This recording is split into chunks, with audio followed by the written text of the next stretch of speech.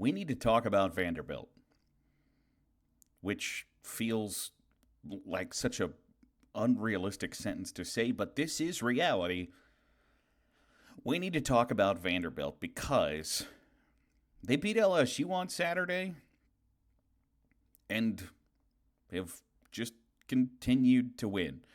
For a while, it was one of those fun stories you didn't put a lot of stock in. It was like the water skiing squirrel at the end of the nightly news. Is it news? No. But it sure is like fun and entertaining and uplifting. Look at little Vanderbilt on its skis, skating around a pool. That's not what you expect a Vanderbilt to do. You expect a Vanderbilt to show up and get its ass kicked, not be all that competitive, and be a reason for why the SEC needs private schools so they can not have to release every single financial detail record, etc. Because that's what they bring to the conference more often than not. But in this situation, the Vanderbilt Commodores are 6-1. Their lone loss is on the road at Alabama, who, along with Ohio State and Indiana, which feels like is playing the best football of anyone in America. Vanderbilt was expected to, not by Vegas odds. Vanderbilt was the favorite.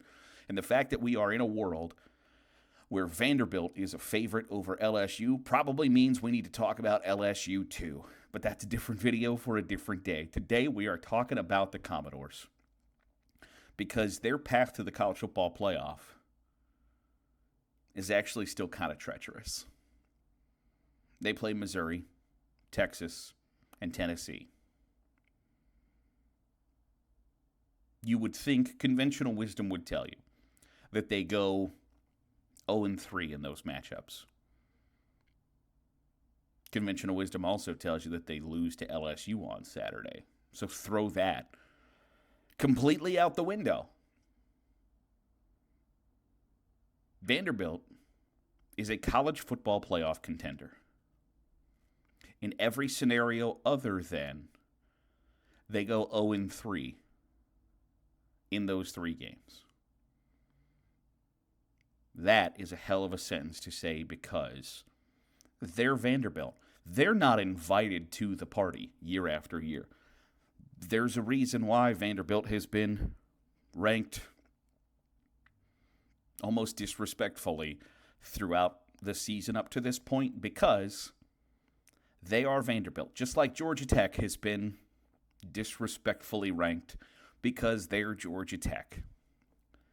They are not the Ohio State, Oregon, Alabamas, hell, even the Florida States of the world.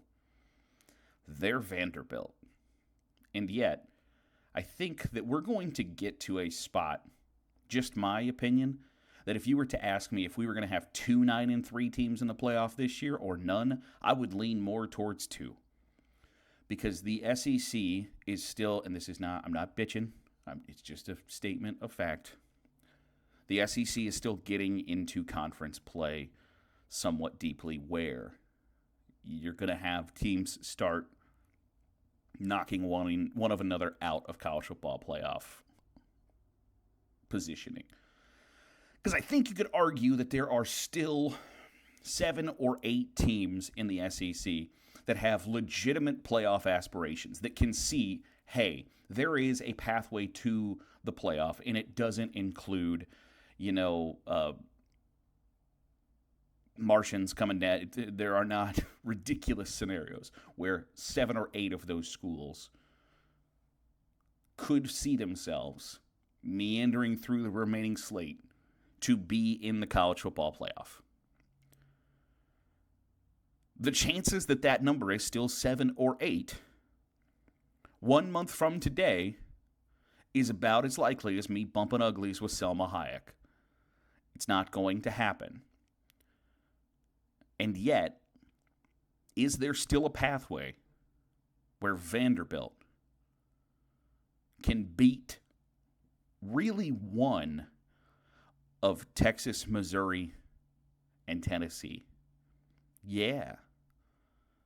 Texas last week struggled with Kentucky, the worst team in the SEC by far. The idea that it's a foregone conclusion that the Longhorns beat Vanderbilt at home on Saturday, November 1st is disingenuous. That is not a foregone conclusion by any stretch of the imagination. And so, can this success for Vanderbilt turn into a negative? Because the more they win, the more success they have, the more people are going to talk about Clark Lea for other jobs. The more he's going to be linked to Florida, Penn State, potentially Arkansas, potentially Florida State, should that open up. I know he's an alumni. I know he's an alumnus. I don't know that I'm not from a family of learned doctors. I don't know that. I know he's an alumnus of Vanderbilt. I know that he has invested in returning that program to even some semblance of competitiveness, and he's done so in conjunction with Diego Pavia, who is this wild card that I think some college football fans love. The chip on the shoulder, I'm going to ram it right up your ass because nobody believed in me things, while also a portion of the fan base, a portion of college football faithful will say, shut your mouth. You're the quarterback at Vanderbilt. Know your place. We don't like cocky. I find that dichotomy interesting as all get out. But could it be a negative in the grand scheme of things for Vanderbilt? Does the attention that Clark Lea is going to bring to that program ultimately lead to another downturn because he could leave? Everybody's from somewhere. Everybody, for the most part, loves where they're from. They love the school that they went to, have fond memories. And I'm sure Clark Lea's in that boat, too. Does he love Vanderbilt more than he loves earning $11 million a year? Does he love Vanderbilt more than he loves, frankly, having the ability to compete for national championships? Because while Vanderbilt is a legitimate college football playoff contender, are they a legitimate college football playoff national championship caliber program? No. And I think it's somewhat difficult to see a future where they are. And maybe that's just short-sightedness. Maybe that is not having the ability to see the full picture, whatever words you'd like to use. Is Clark Lea more likely to win a national championship at Penn State or Florida than Vanderbilt? The answer is undeniably yes. Is Clark Lea more likely to win a national championship? Let's say LSU opens up. At LSU than he is at Vanderbilt? Undeniably yes. So it could be a good and bad thing that the attention and success of Vanderbilt is happening right now.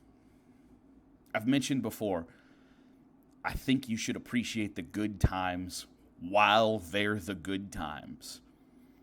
Live in the moment and not in the rearview mirror, because living in the rearview mirror sometimes sucks. I think Vanderbilt fans might want to be living in the moment right now, because the second anybody gets an ounce of success, an ounce of unexpected success especially, or gets that thirst for a winner quenched just for a brief moment, the overwhelming majority of people turn into, how do we sustain this? How do we keep this going? How does this become who we are? I saw so many tweets on Sunday afternoon that had been retweeted from 2022 that were Florida Gators fans that said, we're back, baby. We've got Billy Napier, Anthony Richardson. We just beat Miami. The Gators are back. Look out. They were not back. You look somewhat foolish in retrospect. But that's living in the moment. That's appreciating the good old days while they are the good old days. Because it can always turn on a dime.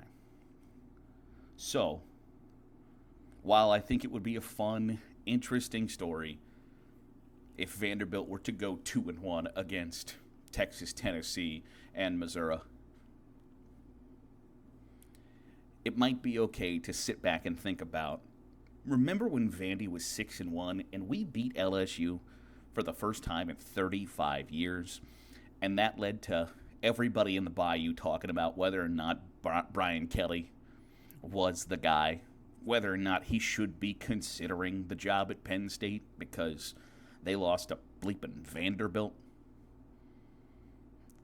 I think that there is some semblance of both. Should we be talking about Vanderbilt as a college football playoff contender? I think the answer is yes.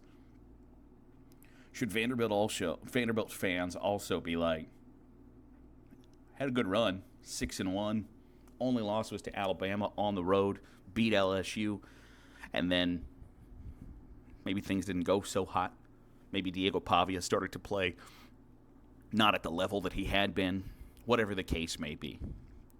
I think there's also some of that too. Maybe hedge the bets, buy a little insurance of we're going to a bowl game, we're going to have a spectacular 2025, because I think when the win totals came out for this season, people were like, Vanderbilt, 4.5, give me it.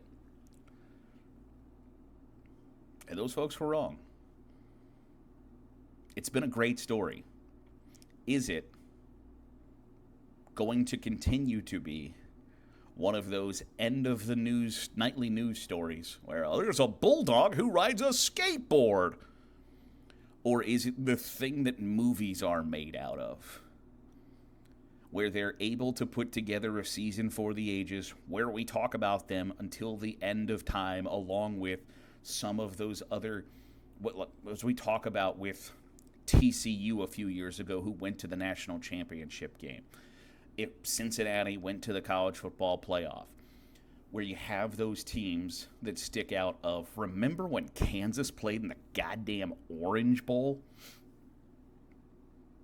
Can Vanderbilt be that, or are they the roller skating bulldog at the end of the nightly news? We'll have an answer two weeks from now, because they play Missouri and Texas back-to-back.